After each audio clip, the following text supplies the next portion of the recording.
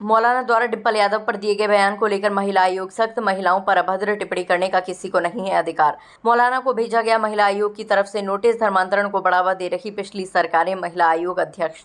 धर्मांतरण के प्रति महिलाओं को जागरूक होने की जरूरत। धर्मांतरण के हुए कई बड़े खुलासे, कई आरोपी हुए गिरफ्तार। आयोग के संज्ञान में नहीं था। इतने बड़े पैमाने पर हो रहा है धर्मांतरण। पूर्वांचल के इलाके सबसे ज्यादा धर्मांतरण की चपेट में। गरीब और जरूरतमंद महिलाओं को बनाया जा रहा धर्मांतरण का शिकार। जातियों के आधार पर रेट तय कर कराया जा रहा था धर्मांतरण। नाबालिग छात्राओं, युवतियों, महिलाओं से महिला आयोग अध्यक्ष की अपील। वेश बदलकर, हाथ में कलावा, माथे पर टीका लगाकर रहते हैं सरगना सक्रिय। नाम, पहचान, धर्म छुपाकर करते हैं पहले दोस्ती, फिर करते हैं धर्मांतरण। रहे सावधान। पूर्वांचल में बढ़ते धर्मांतरण के मामलों को देखते हुए करेंगे प्रवास। पूर्वांचल में मिली है बड़े स्तर पर धर्मांतरण की जानकारी। 10 दिन के प्रवास पर रहेगी पूर्वांचल के अलग अलग जिलों में महिला आयोग अध्यक्ष। जिस जिले से मिल रही धर्मांतरण की जानकारी, वहां उपस्थित रहेगा महिला आयोग। सर्वश्रेष्ठ योगदान देगा महिला आयोग। महिलाओं, युवतियों को करेंगे जागरूक। किसी को कोई अधिकार नहीं किसी भी महिला के प्रति अभद्र टिप्पणी का। धर्मगुरुओं द्वारा महिलाओं पर हो रही लगातार अभद्र टिप्पणी पर राज्य महिला आयोग दिखी नाराज। महिलाओं से संबंधित जन सुनवाई के मामलों में पहुंची थी आगरा सर्किट हाउस। पिछली जन सुनवाई के मामलों में मिला 100% समाधान। पहले तो मैं उन मौलाना के शब्दों की घोर निंदा करती हूँ कि जो उन्होंने इतने अपशब्द बोले हैं कि जिनको सार्वजनिक रूप से मुंह से निकालना भी एक बहुत भद्दी बातें लगती हैं। और रहा सवाल डिम्पल जी का, तो डिम्पल हमारी माननीय सांसद हैं। मैं किसी भी महिला के बारे में कह रही हूँ कि किसी को कोई अधिकार नहीं दिया है कि इस तरह की भाषा का उपयोग करें, क्योंकि मैं हर किसी को ये कहना चाहती हूँ कि वो चाहे पुरुष है चाहे महिला है, वो भी किसी कोख से ही जन्म लिया है। और वो जिस कोख से उन्होंने जन्म लिया है, वो पहले किसी की बेटी थी, फिर किसी की बीवी बनी, और फिर उसके बाद वो उन जैसे लोगों की माँ बनी। तो कम से कम ये नहीं भूलना चाहिए कि हर घर में बेटियां भी हैं और महिलाएं भी हैं। तो महिलाओं के लिए इतनी छोटी और इतनी हल्की बात कहने का किसी को कोई अधिकार नहीं है। इसलिए हमने आयोग से संज्ञान लिया है सबको। और मैं आपको बताना चाहूंगी, क्योंकि महिलाएं थोड़ा एक कहना चाहिए ना कि हमारी जो भारतीय महिला बड़ी धैर्यवान होती है और बड़ी एक इमोशनल होती है अंदर से, और उसको कोई भी माइक लेता है और कोई भी कुछ भी कह के चला जाता है, तो उनको बहुत सॉफ्ट टारगेट समझा जाता है।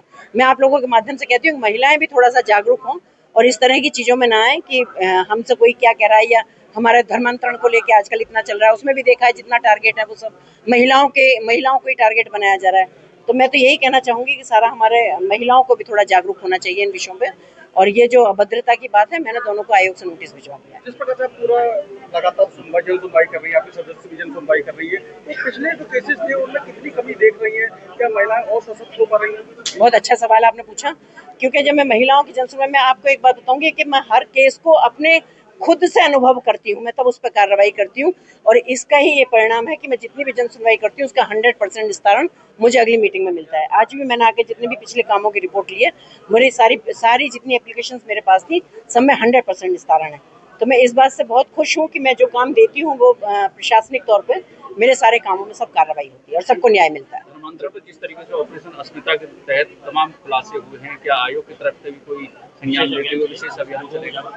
देखिए, बिल्कुल जागरूक तो हम पहले से ही कर रहे थे, लेकिन हमारे नॉलेज में भी ये नहीं था कि इतने बड़े स्तर पे धर्मांतरण चल रहा है। मैं आपको बताना चाहूंगी कि कम से कम पूर्वांचल के 8-10 जिले तो ऐसे हैं कि जहाँ बहुत जबरदस्त तरीके से इस तरह का धर्मांतरण होता है। जैसे आपको पता होगा कि छंगू बाबा टाइप के लोग वही अपना सब टारगेट बनाते थे, क्योंकि वहाँ थोड़ा सा एक थोड़ा सा मैं कहूँगी शिक्षा का भी अभाव है और थोड़ा सा एक धन का भी अभाव है। तो जैसे उसका तो एक ये प्रोपोगंडा था कि भाई कोई अगर कोई ठाकुर है, कोई ब्राह्मण है, तो उनको 15-15, 16-16 लाख रुपए दे रहा है वो। और जो थोड़ा हमारे दलित समाज की बच्चियां हैं, नाबालिग बच्चियां हैं, उनको वो 10-10, 12-12 लाख रुपए देके। तो मुझे लगता है कि जब किसी चीज का अभाव होता है तो बच्चे फिसल जाते हैं इन बातों में। तो इस चक्कर के में वो कामयाब थे, लेकिन हम ये सोचते थे कि लड़कियां हमारी जा कहाँ रही हैं रोज। तो कुछ पता चलता भी था, लेकिन जब बाद में सारी चीजें खुली तो हमें भी वहां पहले पता चलता था कि जैसे लड़कियों के स्कूल्स हैं, उनके पास खड़े हो गए, लड़कों के नाम रख लिए, कलावे हाथ में बांध लिए, और उनको वो ये नहीं बताते थे कि ये हम दूसरे धर्म के लोग हैं और हम आपको लेके जा रहे हैं। वो उनको अपना फंसाया और वो लेके चले गए, फिर वहां जाके उनको फोर्स किया जाता था। ऐसा ही एक मामला मैंने आगरा में मैंने उसका संज्ञान लिया था, जिसमें उसका भी नाम जमालुद्दीन था। और उसके लिए भी जो एक ब्राह्मण परिवार की मेरे पास एक महिला आई थी, जो कि बहुत ही त्रस्त थी और अच्छे परिवार की महिला थी, तो वो शर्म की वजह से किसी से कुछ कह नहीं पा रही थी और बहुत दिन से उसका वो शोषण कर रहे थे। तो जब वो खुद के बाद उसकी बेटी पे बात आई तो वो महिला मुझ तक पहुंची।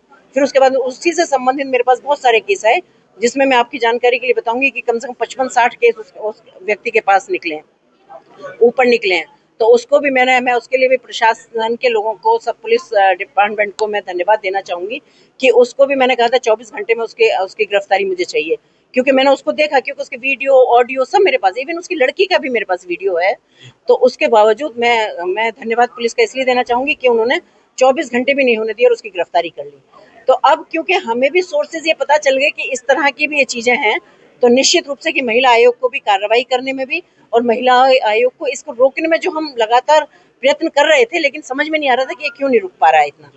तो क्योंकि अवेयरनेस के हमारे यहाँ से प्रोग्राम चलते हैं बच्चियों के, चाहे वो स्कूल कॉलेजेस हैं, चाहे वो ऐसी जगह हैं कि जहाँ बच्चियाँ रहती हैं और जहाँ स्कूल नहीं जा रही हैं, जो भी है, पर निरंतर अवेयरनेस के कार्य चले थे। पर मुझे लगता है कि अब हमें अच्छी सफलता मिलेगी, क्योंकि अब इसके बाद भी मेरा लगभग 10 दिन का प्रवास पूर्वांचल में ही रहेगा। तो खुलासे के बाद अलीगढ़ से करीब 16 लड़कियों के लापता होने की भी खबर है। क्या आयोग पूरे उत्तर प्रदेश के अलग अलग जिलों के जो प्रशासनिक और पुलिस के अधिकारी उनसे समन्वय करके क्या तैयार करवाएगा? आपको एक बात बताना चाहूंगी कि उत्तर प्रदेश के हर कोने में महिला आयोग इस वक्त काम कर रहा है, और आप जैसा जानते होंगे एक महिला आयोग है, तो महिलाओं से संबंधित सारे संज्ञान हम लेते हैं।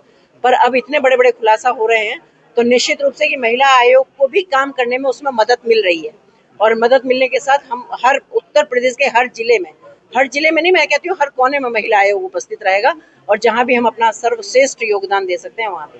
जिस तरीके से इस्लामिक 2 बड़े गैंग सामने आए हैं धर्मांतरण के, इसी तरह क्रिश्चियन गैंग भी काम करते हैं जो धर्मांतरण का बड़े पैमाने पर लोगों को तोड़ते हैं। देखिए दोनों, मैं इसमें क्या कहना चाहूंगी, क्योंकि पिछली सरकारें कुछ ऐसी रही कि जिनमें इनको इतना बढ़ावा दिया गया। अब आपको ये सोचिए कि जब इतनी खाइयां हैं तो उनके भरने में थोड़ा टाइम लगेगा। अब धीरे धीरे सब शुरू हुए। अभी देखा कि आपने कितने बड़े लेवल पे कभी कल्पना की थी, कितने बड़े लेवल पे कभी खुलेगा, पर अब खुल के आया है। तो निश्चित रूप से टाइम लगेगा, लेकिन सब चीज